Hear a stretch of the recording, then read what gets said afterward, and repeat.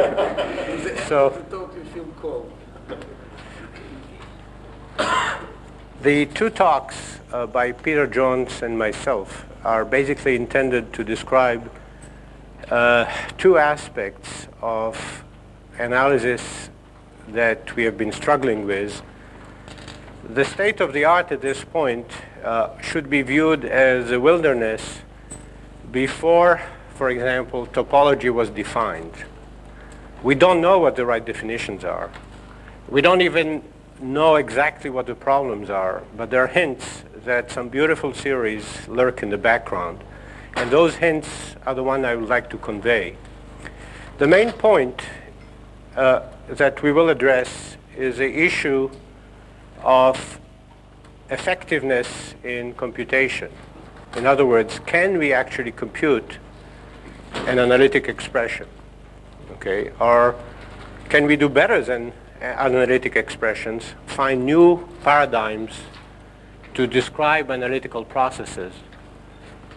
And this is, by the way, not, this is just a natural evolution from the Calderon-Zygmunt theory or the school, the development of that school into, say, the area of computation. In that school, the purpose was not to invent theorems or to prove theorems, but more to develop methods to deal with certain issues. And so in the same spirit, I'll try to describe some examples that we think we know how to handle and point out to the real challenges. In effect, I think we are really at the in the topics I will describe, I think we are at the pre-mathematical stage on many of the issues. Some of them we have some theorems, I'll describe them. The main issue, so as to define it a little bit more precisely, the main issue is very much like the one that you confront in complexity theory, which is the effective computability of an analytic expression. And again, as Gromov said, you may not be interested in computability per se, but it's a terrific mechanism to ask good questions and to gain insight. Okay? It provides you, if you want to be able to compute, I'll define effective in a minute. Okay? If you want to be able to compute an expression, the question is, and in an efficient fashion, you have to be able to understand the organization of the computation as you go along. And it gives you an organizational principle, and it gives you an insight. It's really a test of the understanding of what the expression does in a nuts and bolts kind of situation. You really know the components and how to fiddle with them. So it's a critical test of understanding. And in that sense, I think it's an important question. I mean, whether or not you're interested in numerical analysis. In Fourier analysis, we have seen such questions arise. The question that was very often asked was, can you prove an LP estimate or some Banach space estimate or things of that sort? Those were used also as tests of understanding, tests of organizations, and tests of, if you wish, nuts and bolts decompositions. The same thing happens on a much more fundamental issue of can you compute the expression. In some sense, it's more natural, it's closer to Earth, and it arises already when you ask yourself, what is a function? And as usual, I mean, every now and then we start to redefine the notion of a function, or re-examine it, I would say, and the issue is, in what light should we re-examine it? What is it that the current notion does not provide us? And I will address those issues. So let's come back to the effectiveness issue. Okay, so this is not the complexity, this is not the computer science definition of complexity. It's a definition, a practical definition of complexity. We want to be able to, you take an analytic object, a function, or an operator applied to a function, You approximate that object to some error by using n discrete point, or by some discretization. It need not be by just resampling. And then you want to compute the answer to the same error in number of computations, which is proportional roughly. I mean, this would be, the best would be, I'm sorry, there's a misprint here, a terrible misprint. I mean, this log is not here. This is what is meant. Number of computations proportional to log 1 over epsilon, which is related to the precision, the number of samples, and another logarithmic factor. By the way, the difference between n and n squared is enormous, okay? If you consider a practical PDE problem in which you have a box in 3D with very low resolution, 100 by 100 by 100, if you do it in n squared, it's a million squared computation. And if you have to iterate this a few thousands or a few million times, you're just dead. Okay. On the other hand, very often the best you can do is n, some power of log n, and so on. So from my point of view, I will just look at this restricted definition. Sometimes we can't achieve it. We get n to the 3/2, or sometimes if we get instead of n to the 6 n squared, we are happy. But that does not, for small problem, it's okay. For the problem, the way they're scaling up, it's not okay at all. Okay, and it has nothing to do with the computer or the size of the computers. Computers can grow to the point that you have as many processors as there are atoms in the universe. It'll still take you several billion years to do this, a simple computation in hydrodynamics if you wanted to really do it precisely. And that's not the issue. What do you mean by answer? What is answer? Well, you have an operator applied to a function, right? But you say you already have the object error epsilon. So what do you mean you have the input data? The input, you have a function, and you transform the function. So you compute a potential, you compute some linear transformation or nonlinear transformation on it, right? So there are lots of issues how you are going to express this. So the function, the input is a function, the output is a function, say, okay? And what you want to do is be able to express the function in such a way that with n or n log n computations, the outcome pops out with the same number of extra n log n computations. Okay. The precision, by the way, those problems could be hard problems from a complexity point of view. It's an irrelevant issue as far as I'm concerned. The issue is that you want to get the answer in a given precision. Okay. If you wish, from a complexity point of view, this is exactly one of those questions that Peter has dealt with. You may want to do traveling salesman, but you just want to get the best curve up to a percentage of epsilon, so to speak. And then the issue is a different issue.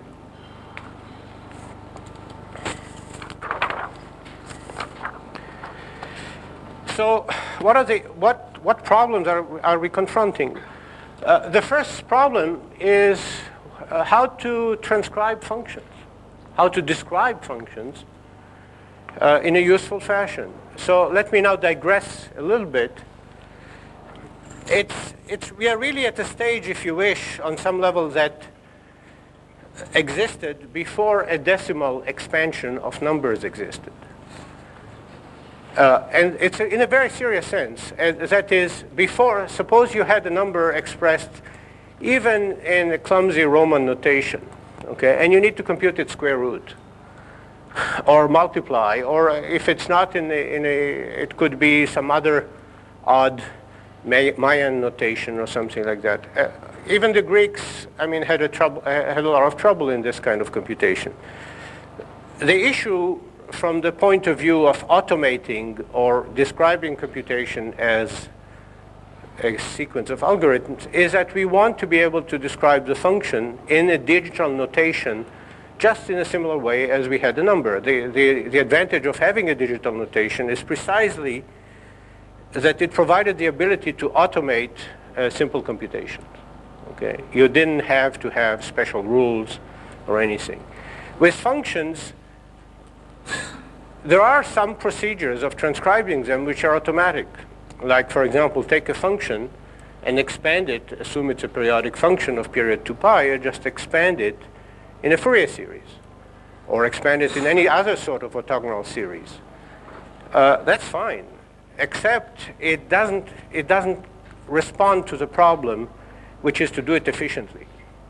If the function you are trying to represent by a Fourier series is a spike, okay, so it's just a little, looks like a Dirac, if you wish, then the Fourier series is infinitely long to get it to some precision. Okay, if you wish just a characteristic function of an interval, to get a precision of 1%, you will need, say, 100 terms in the expansion. Okay, that's not very efficient. The object you are describing, if it's a characteristic function of an interval, has only 2 jumps. You describe it with 3 numbers. Okay, the location of the jumps and the height. So the issue of describing a characteristic function of an interval in terms of a Fourier series is really, it's really not the appropriate language to do it. In the same way, describing 1/11 in decimals can be inconvenient. It's very inconvenient. So the question is, there are always prices you have to pay. The point about, actually the point you made is actually quite important and interesting, and we'll come back. When you take a binary or decimal expansion, you have some numbers are not going to be efficiently represented. On the other hand, to a given precision, the cost is logarithm of the precision. Okay, so it's not a heavy cost. Okay, while in what I've just described now, the cost is the 1 over the precision. Okay, which is a tremendously larger number. Okay, so that's precisely corresponds to what I said. So having a logarithmic cost is acceptable and unavoidable because there is an issue of automating.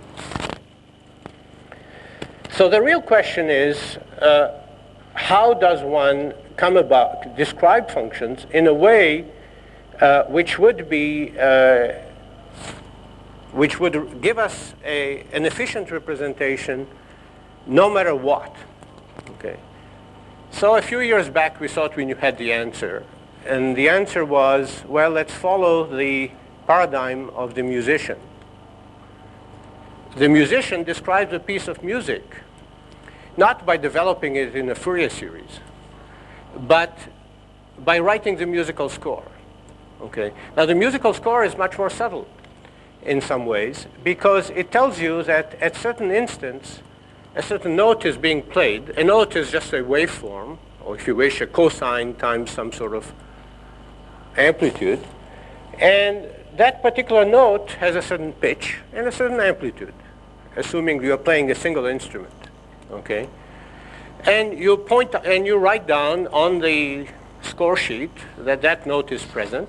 And then there could be some other notes floating around which are at the same time underneath, which are of different structure. They are longer notes with different pitches and different amplitudes.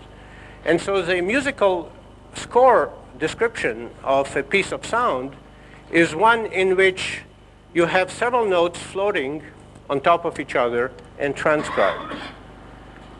I will show you examples of that in a few minutes. I would also say that once you understand that you can write functions in this fashion, then you can reread, say, classical complex analysis in a different way.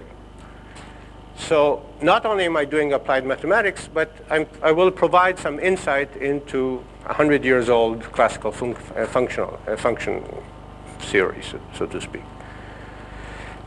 Now, a musician, again, returning to this, a musician then will have a score of a given instrument playing at a given time. I'm going to mathematize the whole thing in a minute. Secondly, when you're dealing with an orchestra piece, that's not the way you do it. The musician will describe the piece of music as a combination of scores, played simultaneously by different instruments. And the issue is there a mathematical version of that? Okay, and how does one do it? In effect, automatically, and is such a transcription the correct or a good analog? I mean, I don't know what correct or incorrect is. The question is it useful in some sense? I mean, either for understanding or for computation. I should say that everything I'm saying is classical harmonic analysis in the old sense. People have been doing this from time immemorial. The issue I'm addressing is, can one automate the procedure? In other words, run it on a machine, do it without human intervention. Okay? And yesterday I was describing an example of this procedure. Let me give it to you before I describe it somewhat more formally. And unfortunately, again, the projector here is not particularly strong. Can we lower the lights? Yeah. Yeah. Mm-hmm. No, this is worse. Wait, I tried it before. Yeah. This little animal has very intricate structure. It's a real orchestra piece. And the question is, can we write it, as the way I've described, as a superposition of scores generated by different instruments? Okay? So that's the generalization of the musician transcription mode. I'll return to one dimensions, but just to show you that it really doesn't make any difference. Okay, so here is a complicated image of a natural process which has a lot of geometries superposed on top of each other. There is a hairy stuff, there is a sort of human features in him. Let's ignore the colors for a second. And there are other structures. So what happens is this: if we try to transcribe this object by using this musical transcription mode that I impressionistically described, what you get is, if you take a first layer, which is simple geometry, so to speak, and I can define this. Here it's basically synthesized. It's really too bad. By just using geometric multiscale analysis, or just using wavelets. This is the same image represented with 1/3 of 1% of the number of parameters that were needed to represent the image in the first place. So this is 300-to-1 compression, as people say. And this basically pulls sort of the human features of this mandrill, or say the uninteresting features of the mandrill. And what you see is basically just the shapes and the coloring, if you wish, in it. What we are missing is all the detail in the hair and so on. And so this is essentially taking a library of patterns, matching the patterns, if you wish, an instrument, matching the patterns to the picture that we get here, and extracting whatever is well described by the original set of patterns. The residual is quite a bit more interesting. Okay? So this is what's left over from the picture, which itself is a complicated structure. It's a combination of many structures. And as you can see, he looks pretty threatening at this point. So let's decompose it into the hairy structure. So we take this residual, and we try and see if there is an instrument that describes it well. I mean, so here the instrument is basically some sort of localized Fourier analysis in which the periodic patterns are seen, and if you can see that the hair popped out, all the hairy structure popped out. It's exactly the structure which is, if you wish, the oscillatory structure in this object, and it all pulled out. And so that's a second layer. So the first layer was this sort of smeared watercolor, okay, which you can think as being synthesized by watercolor. And the second layer here is a layer which is a brushstroke type layer, okay? Looks sort of like a Van Gogh synthesis. And the third layer is a pointillistic one, in which we just have point corrections. Okay, the original image, if you wish, view it as an image or a function, It doesn't really matter. It could be a function. It's the same thing. And what you have here is a description. It's just the error. This by itself could be analyzed further, but I mean, there's no point. I mean, if I could do the pencil and pull out all the strands there, and then I'll have sort of a random collection of points left after that. Okay, but you see what happened here is that sort of we get sort of three rough styles coming up just by attempting to do this transcription. The advantage of doing it, by the way, is that what we have done is represented the same picture by, say, 1/3 of 1% of the but by the time we go through the three layers, it's about 3% of the original data. Okay, and the representation is quite accurate. Again, what it did for us is not that. The fact that we did compression here is interesting, but not the issue. The fact that is the issue is that we have taken a complex structure and really understood, in some sense, what collection of mechanisms could have given rise to that particular structure. You said the word library. Library sort of indicates that there's some a priori, I guess. Yes, I will address this in great detail in a minute. The issue is when you do a representation, you have building blocks. And so the question is, what were the building blocks which I picked in this case, and are they universal, and for which kind of objects are the building blocks good for? And again, I will show you that although we were quite naive about this issue, and there's a whole world of building blocks out there, some of that with our natural instruments we can't even perceive. Okay, so there are all kinds of parallel universes that we just don't know how to handle. I'll get to that. Yes? You did that mathematical analysis that you described. Did you then apply compression in the sense of compression algorithms to what you got? Yes. Then you can code the bits. So let me add a question. Suppose that you would apply compression to the original picture. To how much would you reduce it? If you take the original picture and you do any sort of entropy or arithmetic coding on the data, you would get basically a 2 to 3 to 1 compression. When you do it this way, you go to 30 to 50 to 1, depending on the error. Okay.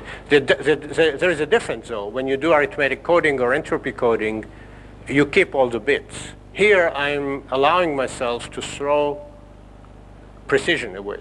Oh, there is also lossy compression. This is lossy compression on purpose. Yeah, no, but also on the original picture, you do lossy compression, maybe with a metadata. I don't know what compression means. Okay. If you mean finding some mechanism to store it efficiently, you can apply. This is by far the best method. Maybe you postpone it for discussion. Yeah. No, it's by far the best method by orders. So let's return to analysis for a moment. So if you wish, this was multimedia. If you look at this picture here, it looks somewhat like the mandrill. It's a simplified version of a piece of him. Okay. This actually arises if you just take the Green's operator to the Helmholtz equation in two dimensions, restricted to a curve, and it gives you a function of two variables are on a curve. So now I have a function. I basically have a linear, the kernel of a linear transformation from one dimension to one dimension. I can discretize this and write the matrix for it, and I get this matrix. So this matrix, if I were to apply it to a vector, would be the transformation itself. As you see, it's a full matrix. This is not really the matrix I'll get. This is layer 2 in the mandrill decomposition. There will be a layer 1 which will give me something around the diagonal corresponding to the singularity of the Green's function, but which is not interesting, it's just a line. And layer 2 is this layer. This is a Van Gogh type layer in that decomposition I had before. And layer 3 is just the errors, as I said. This is with some precision. And so the issue is, again, how does one, so what's the point? The point is that if I look at this as a matrix, and I want to apply linear algebra to apply this matrix to a given vector, which corresponds to the program I formulated before, it's a disaster. Because this matrix in this case is 512 by 512, so my n is 512. This is the degree of discretization. If I were to apply it to a vector, it will cost me 512 squared operations, so 250,000 operations, as opposed to the 512 times some constant that I wanted. Okay. On the other hand, if you look at the picture, it has very little information in it. In fact, it's a very simple picture. Okay. So doing linear algebra per se which is a standard mode of operating, just does not work. Okay, or works but extremely badly. It's also sort of the same problem I described with the characteristic function of an interval using Fourier series. On the other hand, it's rather clear when you look at this picture is that in the boxes that you see here, you see this is partitioned into a variety of boxes of various sizes. In each one of them, this really looks like a cosine of x dot some direction. Okay? So it's really an oscillatory exponential, if you wish, in each one of the boxes with a particular orientation more or less in each box. And so it's rather clear that what you want to do is, in some sense, just represent the function in the boxes. So you take a partition like this into boxes, represent the function in each box as a specific cosine of x dot some vector. Okay? That would have the advantage, essentially, and a correction to that. That would have the advantage that instead of having 512 by 512 parameters to describe the picture, I will have basically 4 or 5 parameters per box, which corresponds to roughly 1,000 parameters instead of 250,000. Okay, so that's useful, except it does not correspond to the question which I asked, which is how does one apply this to a vector? Okay, and what happens when you apply it to a vector? Well, I can do this procedure. I can, in other words, I can devise rules that will permit me efficiently to take this object, this operator here, or this matrix, which is coded, say, by 1,000 number, apply it to a vector, but it corresponds to do the following thing. So this is not natural linear algebra. It's linear algebra in which you would take the vector initially, you will compute, you will lift it to a space which is not in Rn, but Rn log n. In that higher dimensional space, you would do a very simple, almost diagonal transformation, and then you would project back.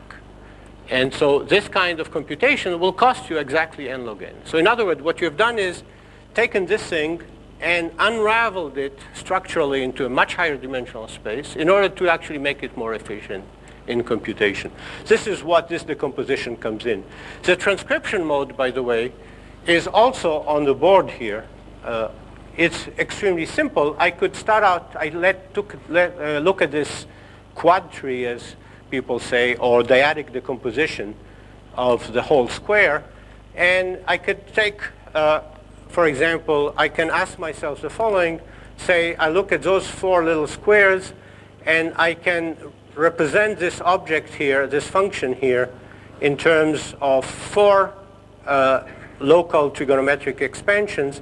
Compare this representation to the representation in terms on the big square in terms of a single trigonometric expansion. If it's more efficient to use the 4 little squares, I'll keep the 4 little squares. Otherwise, I'll go to the next square. And then I take this 4 intermediate-sized squares and compare them to their parent. Obviously, it didn't really work. And here, the parent did a better job than the partitioning of the parent.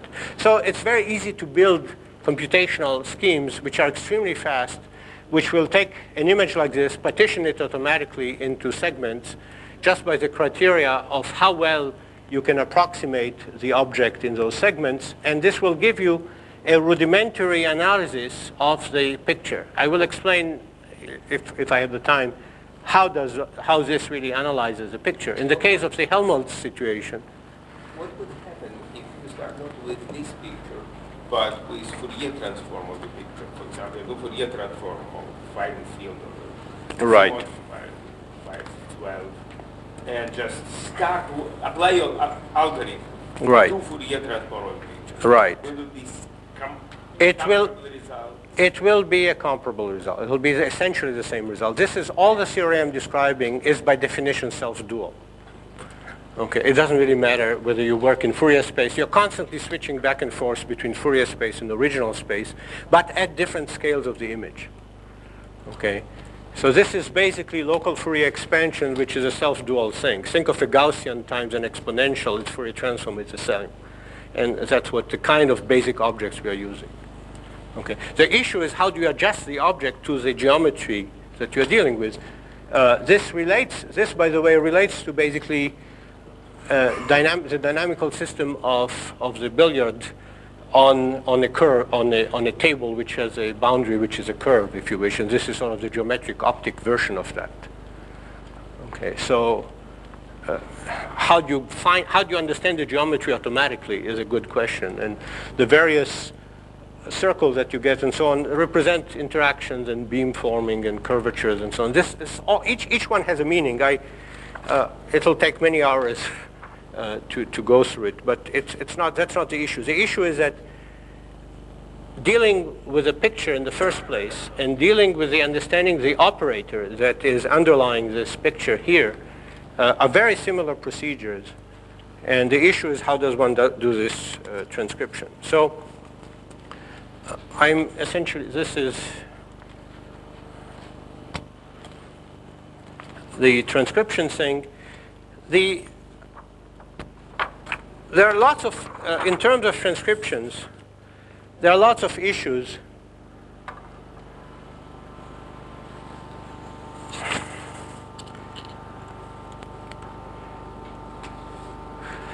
Actually, let me go back one step here.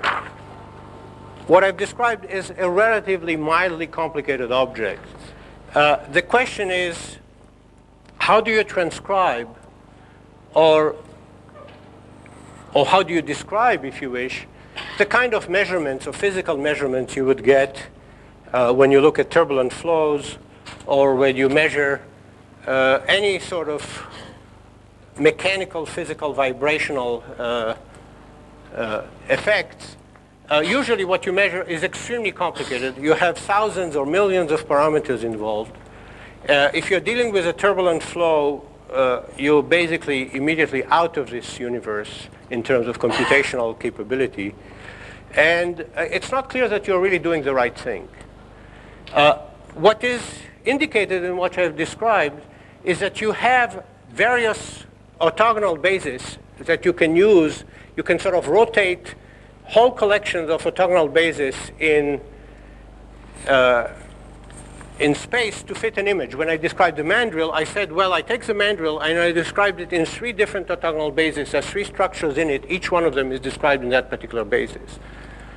The fact that you can do it means that the whole idea of a moving frame in function space or in high-dimensional space is one that you can apply to a variety of dynamical problems, like maybe turbulence or maybe some other evolutions, and with the hope that you are going to split the mechanism into the motion of the frame on the one hand and the description of your field in a given frame on the other hand, just like people were doing with, say, rigid bodies, which is sort of trivializes a lot of the operation there.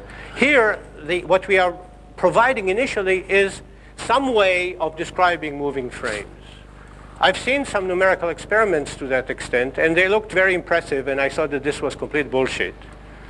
And tried to check on some examples like nonlinear Schrödinger and so on, whether this kind of procedure works. And not only does it work, but one can prove that it works, and that there is a very natural moving frames of the kind I've described here, where if you take a situation, say you have a large number of solitons coming together and garbling each other and interacting, it looks like a horrendous mess, the number of parameters needed to describe the system in a moving frame is almost constant.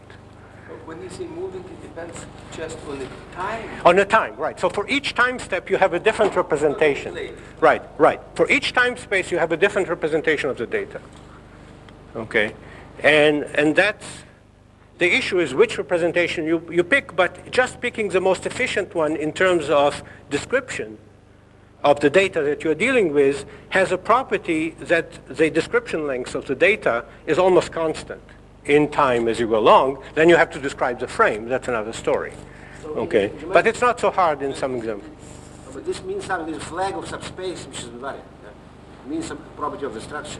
Right, right. Now, okay, let me address one of the questions I was asked before, which is what is it about this library of sort of local Fourier things that makes it efficient or effective in physical situation? Well, it has to do with the fact that very, very much normal modes and eigenfunctions of elliptic operators basically look locally like essentially exponentials. And that's sort of the key. That's the reason why this works. I can very easily generate physical systems of the kind that, say, ergodic flows of the kind that Kohn was looking at and so on, where the eigenfunctions, when you quantize the systems, are such that when you try to analyze it this way, you get garbage, no matter which way you arrange it, because phase space is being completely filled up. And this is a phase space analysis of the objects, and you'll get garbage. So the question is, how do you get anything that's not garbage? So you need to invent a new analysis to do that, and some of them exist. Some of them exist in some situations. In fact, well, we can discuss it. They are incredibly interesting issues. Similar to what physicists in quantum field theory do when they introduce something in between the Shnirelman and Heisenberg picture, shading when we get scattering and things like this. I don't know. I can't answer that. I don't know whether it's similar or not similar. I mean, what I'm saying here is just a reformulation of stuff that everybody has been doing in some sense, except that the goal of this exercise is to make it completely and totally automatic, just like digitizing numbers, okay? And do it that way. You want to automate the description of the function. So if I take say, an evolution of a turbulent flow, for example, or a nonlinear Schrödinger equation, or anything like that, I want at each step the transcription of the answer, or the field that I'm describing, to be automatically described to me. I mean, I can think it, but very often what I think is very limited. As somebody said, we can think 7 numbers, or whatever, but that's not the issue. We have discussion in 20 minutes. Yeah. Yeah, we have a discussion all along, right?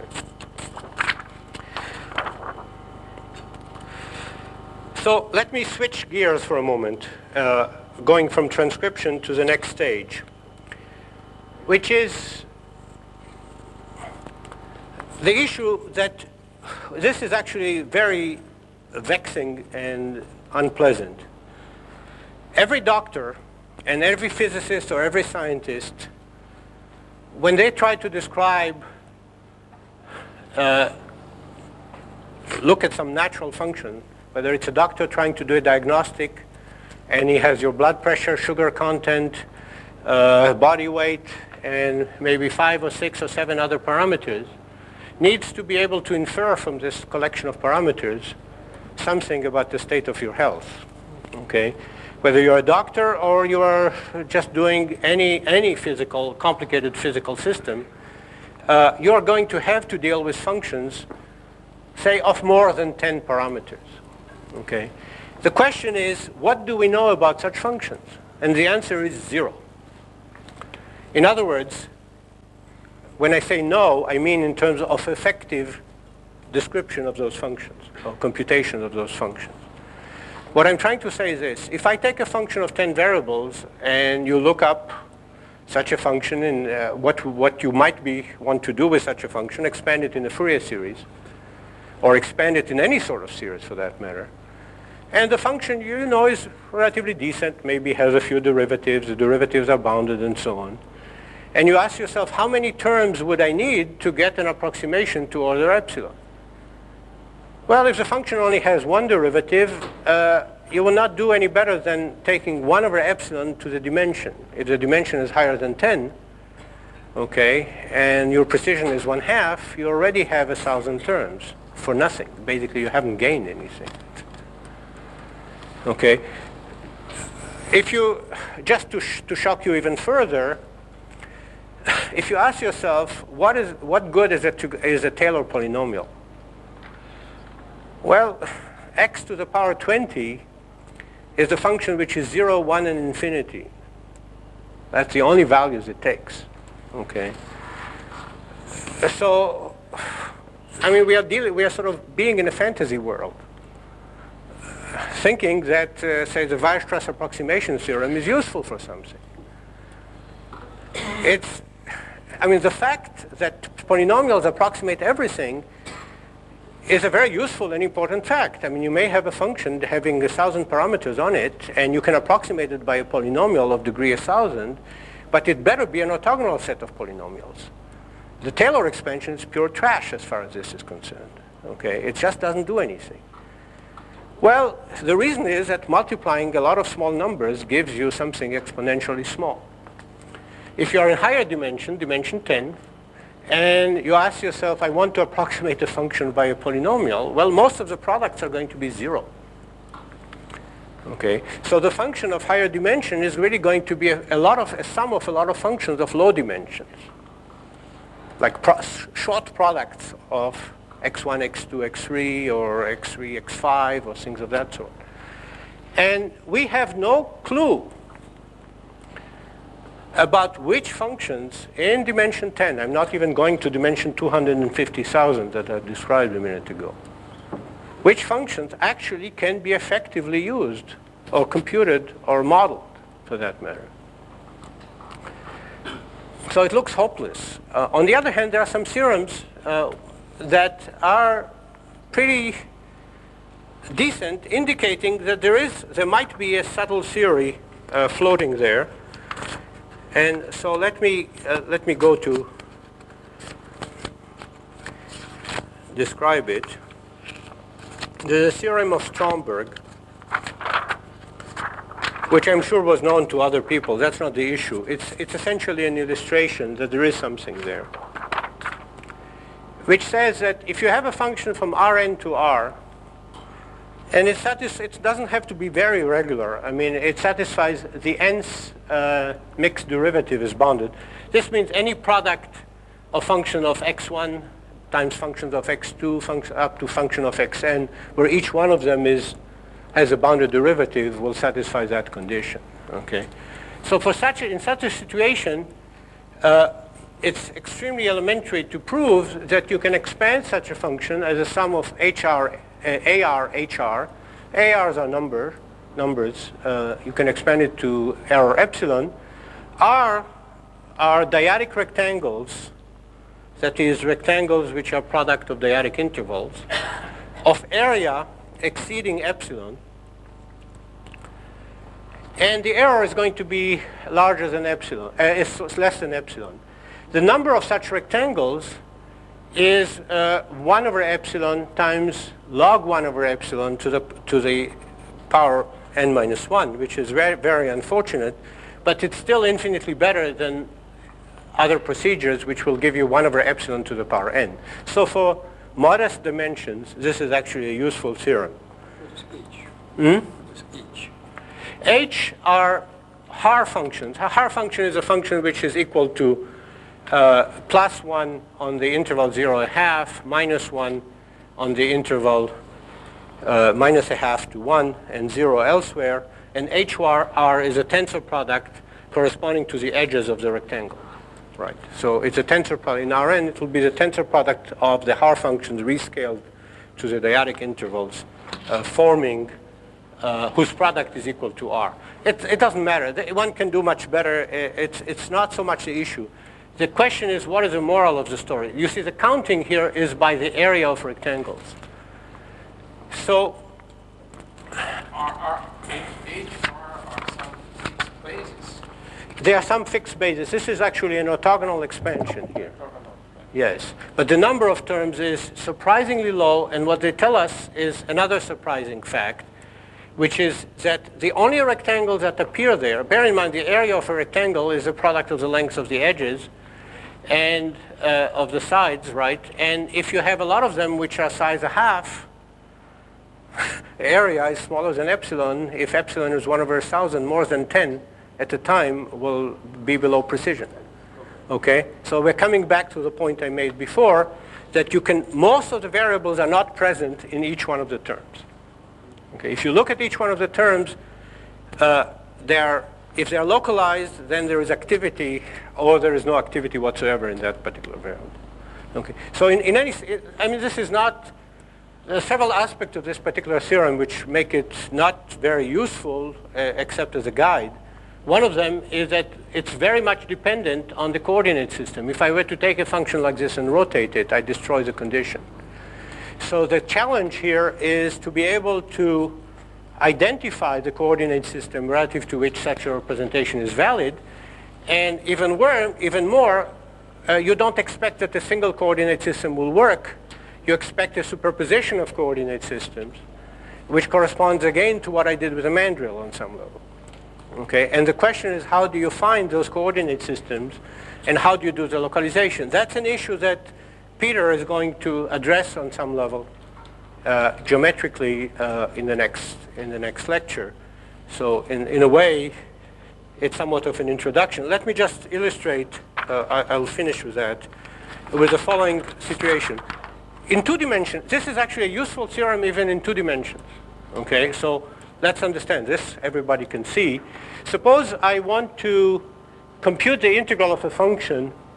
So I have a function, say probability density function, and I want to compute, so say the integral of the function. Let me go to this thing.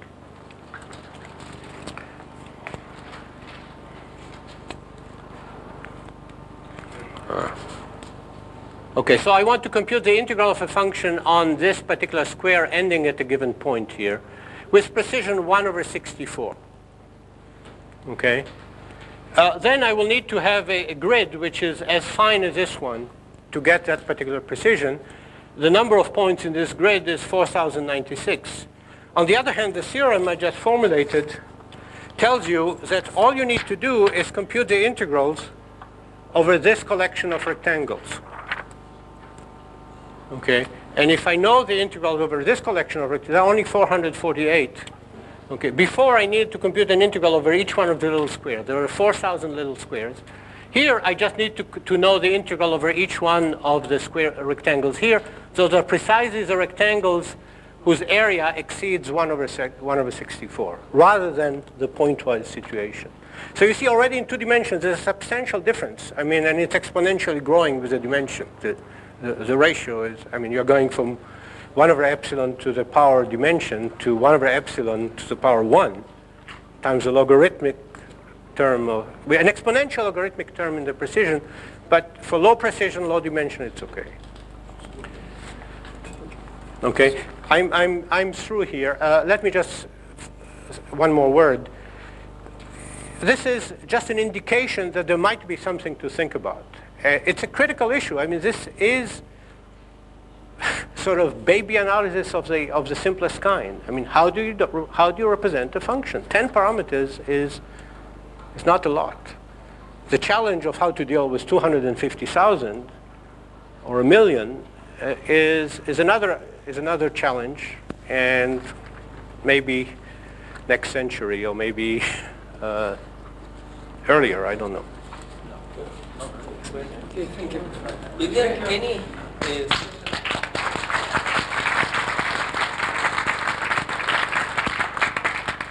I'm sorry, please ask questions, but keep in mind that in an hour we have extended discussion. Yeah. Please. Is there effective analog in the sense of Sartre's theory? What? Sartre's theory. Yeah, there is. There is. There is. He's going to talk about that. Yeah. Yes. But part of me, I mean, I know that imagine that it is difficult to represent functions, but how you want to represent probably depends on what you want to do with them. Absolutely. If you just want to integrate it, I guess maybe it's not so hard. Right, right. I wrote it down, I neglected to say it. All representations are for a given purpose. Okay, so that makes the problem slightly more complicated. The purposes that occur naturally that we should view as part of analysis is you may want to associate with a function just one or two parameters which are sufficient to discriminate it from another function, right? That's one kind of representation. You may want to represent the function efficiently so as to be able to process it further. This is what happens when in the geophysical exploration business, you really don't care whether it's a good representation or not, as long as the outcome of the computation is what you're looking for. You're right. Representation is always a function of the task you're asking. I just described representation from the point of view of approximation with the least number of bits. Okay? But there are other types. Okay. Yes? Just a short question. You said several years ago you thought you have an answer. What happened? What happened is this. I thought that this kind of adaptation of this sort of local Fourier analysis might give us some clue of what the complexity of a function is and the amount of information in it. In fact, it gave us a lot of clues on a lot of problems, and several classical classical problems in analysis actually it shed a lot of light on and enabled solving them. On the other hand, we found out that there are enemies to this kind of representation. There are structures which arise incredibly naturally, in fact, in the representation theory of discrete groups or some Heisenberg groups on finite fields or something like this, which when you represent them as functions or discrete functions, and you try to analyze them by this kind of local Fourier analysis, they always look like noise. It seems like white noise. So there is a structure here which I did not describe, and there is a parallel structure in a different organization. I mean, the same organization, but different building blocks, so to speak, so that if I were to code in that structure, everything looks like pure noise. I mean, it's a beautiful spread spectrum code, if you wish, or something. But the point is that you cannot analyze it in conventional ways. And those structures are very common whenever you quantize, for example, a Hamiltonian which has, say, ergodic flows, and you look at the eigenfunctions of the corresponding unitary operators, they will always look like noise. So you will never be able to use this analysis to describe them. You'll have to build a separate analysis, maybe some of the kind of things that Alain Cohn is doing. I don't know, but that's another challenge. Okay, so it's relative.